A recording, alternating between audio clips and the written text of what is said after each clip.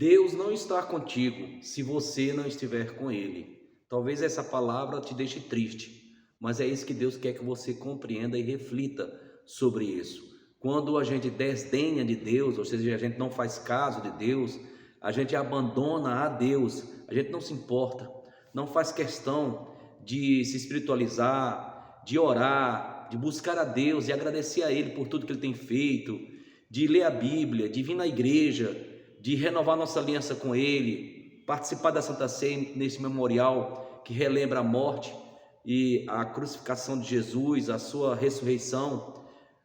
Quando a gente não está colocando Deus como prioridade em nossas vidas, é exatamente o que acontece. A gente está desdenhando de Deus, ou a gente não está fazendo caso de Deus, nem de ter conhecimento de Deus. Lembre-se do que diz o apóstolo Paulo lá em Romanos, capítulo 1. Por eles não terem feito caso de tomar conhecimento de Deus, Deus os entregou a um sentimento pervertido, né, as paixões infames para desonrar os seus corpos entre si, tá? E trocando a adoração ao verdadeiro Deus, Criador do céu e da terra, que é bendito eternamente, preferiram adorar a criatura, tá? Em vez de adorar o Criador. Às vezes passam a cultuar o próprio corpo, às vezes passam a adorar a Mamon, Deus das riquezas, fica correndo atrás, né, de riquezas, e muitas vezes adorando o dinheiro, colocando isso como a coisa mais importante da sua vida, e idolatrando, né, outros ídolos, sejam pessoas, sejam imagens de escultura, sejam homens, né, seja religião, seja lá o que for.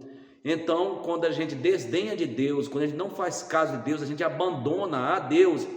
E é como disse Josué a Israel no fim da sua vida, quando ele disse, reunindo o povo: olha, vocês não podem servir ao Senhor. E o povo: não, jamais, né? Deus o livre, nós queremos servir a Deus. Josué falou: olha, Deus é um Deus zeloso, que não perdoará a vossa rebeldia, nem os vossos pecados, né? Deus não quer que vocês sirvam a Deus dessa forma, de qualquer jeito.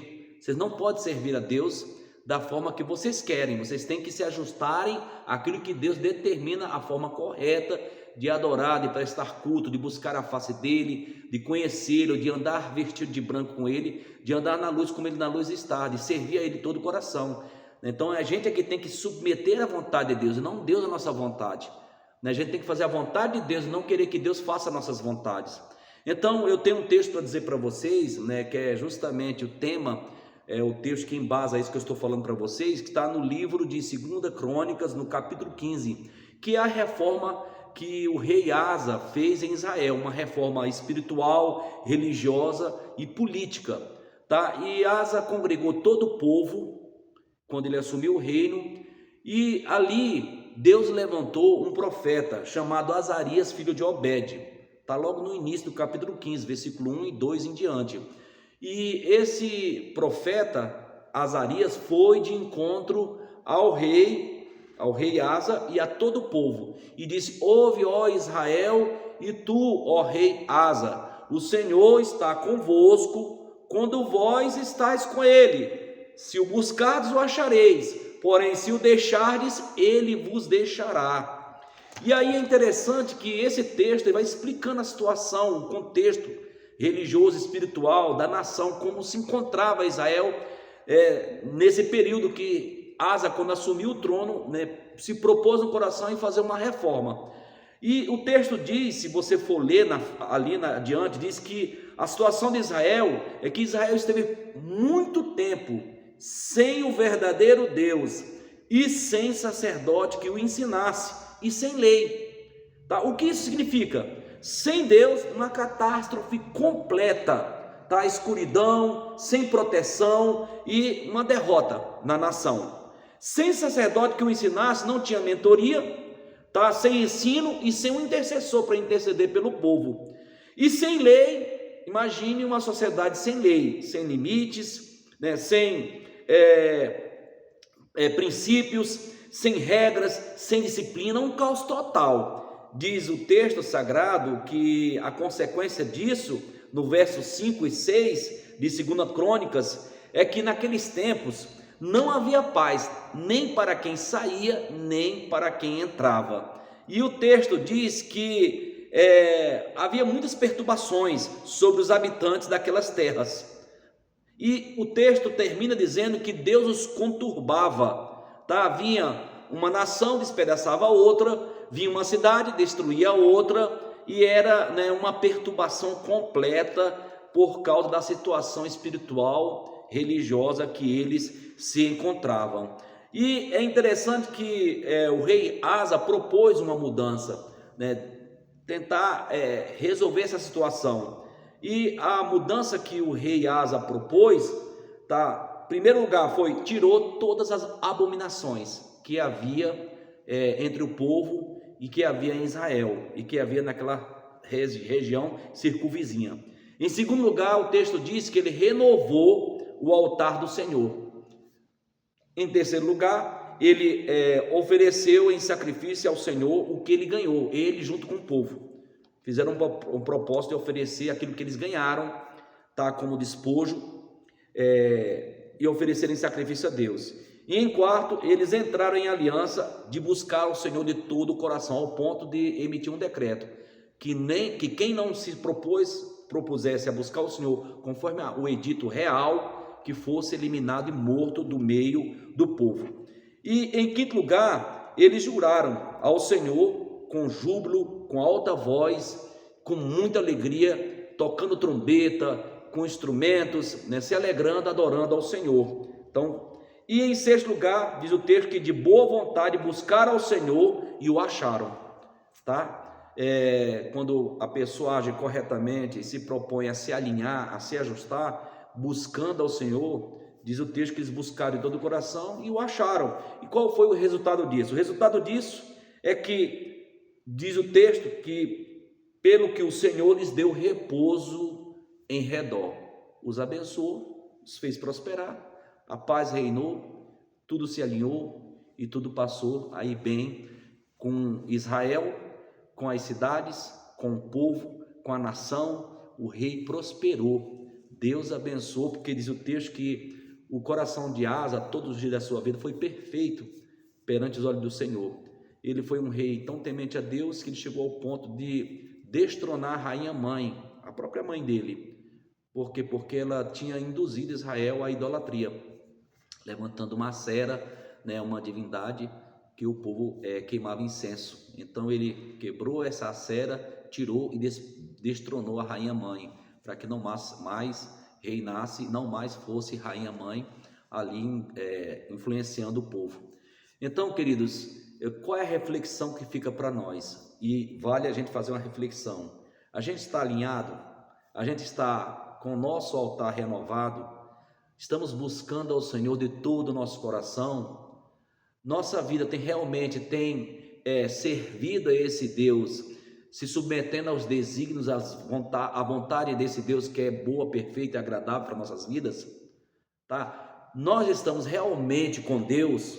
Porque se nós estivermos com Deus, buscando Ele de todo o coração, Deus estará conosco. Mas se o deixarmos, Ele nos deixará. Isso será uma tragédia total. Isso será uma perturbação, a falta de paz. Isso será algo terrível para você e para a sua família. Então reflita, que essas palavras possam motivar você a fazer uma autoanálise de si mesmo, da sua vida espiritual, e você se humilhe, se arrependa, como eles se arrependeram e se humilharam, buscaram a Deus e fizeram uma aliança e renovaram o altar, né, e se ajustaram, tiraram as abominações e se apegaram a Deus, e tudo se fez novo, e a paz reinou, e a bênção se estabeleceu. Não tem segredo, só depende de você, a escolha é sua. Lembre-se que você tem uma aliança com Deus, então essa aliança precisa ser renovada. De repente, se você não faz caso de Deus, você não vem na igreja, você não lê Bíblia, você não ora, você não busca Deus, você não coloca Deus como prioridade na sua vida, como é que você quer que a sua vida esteja? Como é que você quer que Deus te abençoe? Você não tem regra, você não tem disciplina, né? Você não coloca os céus, como disse Jesus, mas buscar em primeiro lugar o reino de Deus e a sua justiça, e todas as coisas serão acrescentadas. Como é que você quer que Deus abençoe? Reflita sobre isso, que Deus te abençoe. Se essas palavras foram palavras que abençoaram você e de certa forma o Espírito Santo falou ao teu coração, escreva aí nos comentários, diga: eu recebi essa palavra, Deus falou comigo. Então comente, nem que seja um ameizinho para fortalecer o canal, e se foi bom para você, compartilhe essa palavra com outras pessoas para também ajudar elas a voltar ao caminho. De repente, às vezes uma palavra de exortação traz uma tristeza, mas a Bíblia fala que a tristeza, o apóstolo Paulo fala, segundo Deus opera o arrependimento para a vida, porque a tristeza segundo o mundo opera a morte. Então que essa tristeza segundo Deus opera arrependimento para que você possa viver e servir esse Deus, tá? Então se inscreva no nosso canal e compartilhe para que a gente possa alcançar outras pessoas e ser bênção para outras pessoas, tá bom? Nós vamos fazer uma oração e nessa oração vamos nos alinhar, vamos pedir perdão, vamos reconhecer nossos erros, vamos nos humilhar diante do nosso Deus, porque tudo que nós precisamos é de Deus, o resto será consequência do esforço e da bênção que Ele dispensar sobre as nossas vidas. Oremos. Pai, no nome de Jesus, eu quero apresentar em oração essa pessoa que está fraca, que está desanimada, que está caída, ó Deus, que está, ó Pai, muitas vezes, ó Pai, ó Deus, entristecida, Pai. Eu peço que nesse instante o Teu Espírito Santo, através dessas palavras, possa falar ao coração, Senhor, que essas palavras sejam uma semente lançada em boa terra, e esse coração seja uma terra fértil, ó Pai, que possa germinar, crescer, e essa pessoa possa produzir frutos de arrependimento, frutos que permaneçam para a vida eterna. Abençoa, santo e eterno Deus, ó Senhor, conforta esse coração, dá ânimo, Pai, para que ela possa se alinhar, se arrepender, reconhecer seus pecados, lembrar de onde caiu, ó Pai, se voltar a Deus, ó Pai, e ó Deus, se submeter à Tua vontade, renovar a aliança, Pai, e ó Deus, renovar o altar. Senhor, abençoa no nome de Jesus, repreende o mal, tira o desânimo, tira a depressão, tira o medo, tira a dúvida, dá esperança, fé, ó Pai, e força para que essa pessoa possa viver, ó Pai, e fé para que ela possa vencer. Abençoa essa pessoa no nome de Jesus, ó Pai,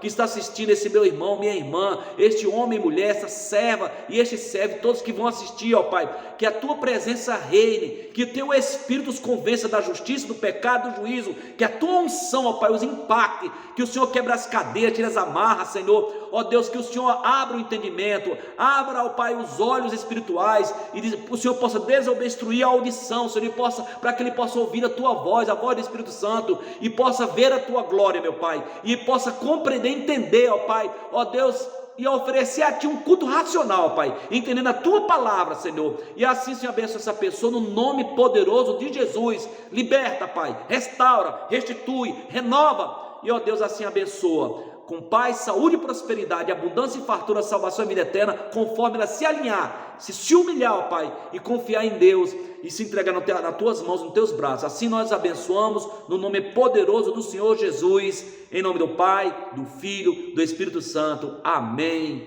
e amém. Que Deus te abençoe em nome de Jesus. Tenha um bom dia, fique com Deus, e até outra oportunidade, se Deus assim nos permitir.